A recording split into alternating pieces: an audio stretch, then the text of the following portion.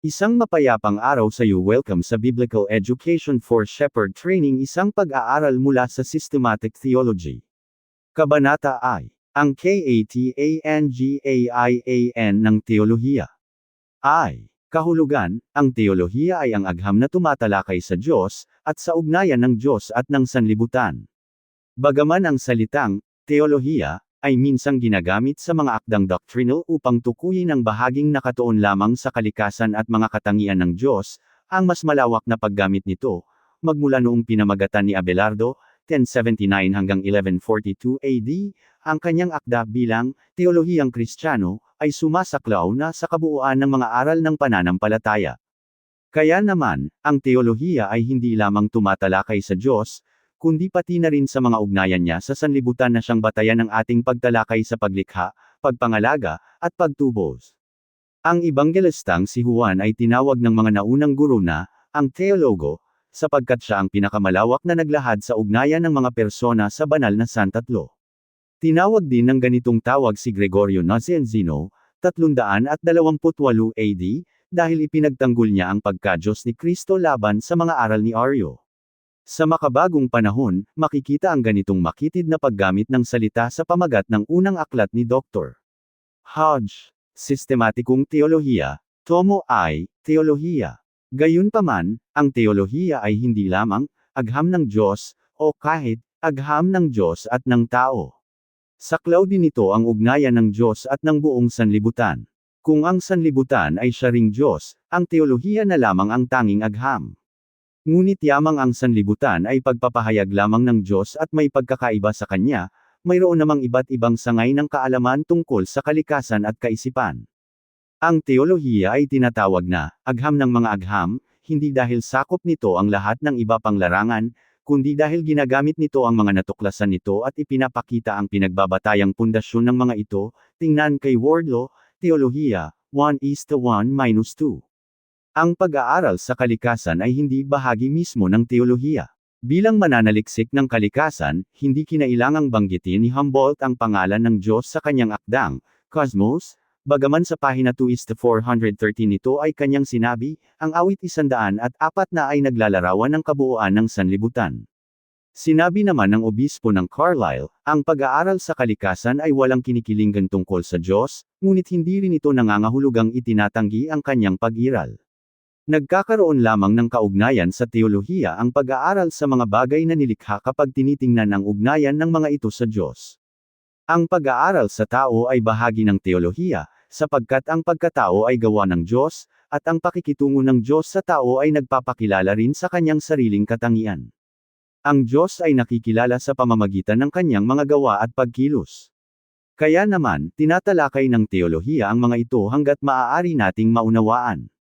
Ang ibang larangan ng kaalaman ay nangangailangan din ng teolohiya upang ganap na maipaliwanag ang kanilang pinag-aaralan. Sinabi ni Proudhon, kapag lubusan mong sinuri ang kalagayang panlipunan at pampamahalaan, tiyak na darating ka sa usaping teolohikal. Tungkol sa kahulugan ng teolohiya, tingnan sina Luther, Buod ng Doktrina, 1:2, Blount, Diksyonaryo ng Doktrina at Kasaysayang Teolohikal, Artikulong Teolohiya, H.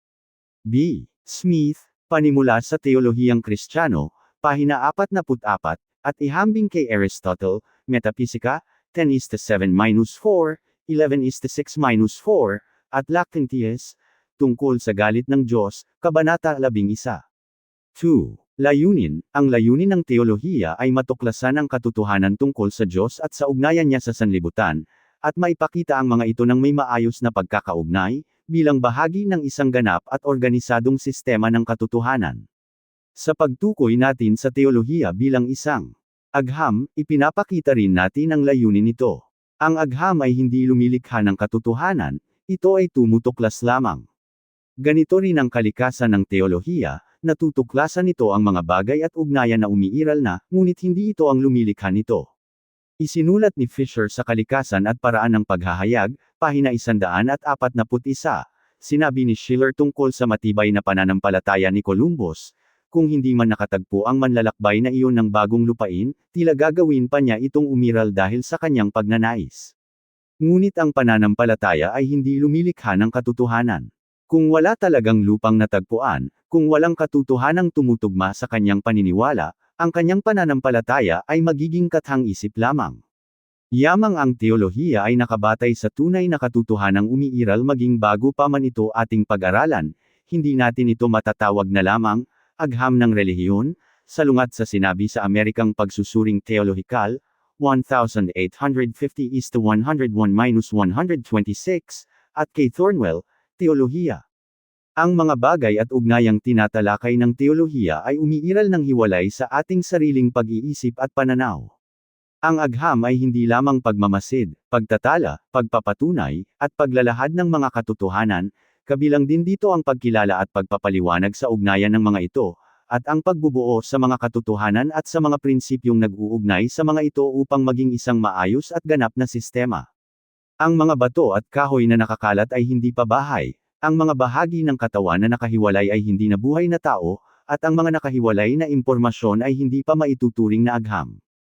Ang agham ay binubuo ng katotohanan at ang ugnayan nito, ayon kay Hewell sa kasaysayan ng agham na nabatbat sa karanasan, Tomo I, Panimula, pahina 43, maaaring mayroon tayong alam na katotohanan ngunit wala pang agham, tulad ng kaalaman ng isang tagahukay lamang ng bato, maaari ring mayroong kaisipan ngunit wala pang agham, tulad ng mga unang pilosopong Griego.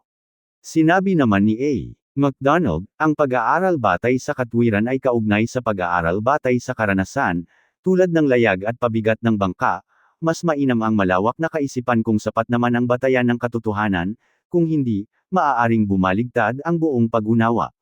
Sinabi ni Pangulong Woodrow Wilson, ang hamon sa ating panahon sa mga mananalaysay ay, ibigay ninyo sa amin ang tunay na pangyayari. Ngunit ang mga pangyayari mismo ay hindi pa ang kabuuan ng katotohanan. Ang katotohanan ay ang tamang pagkaunawa at pagpapahayag ng kahulugan ng mga bagay.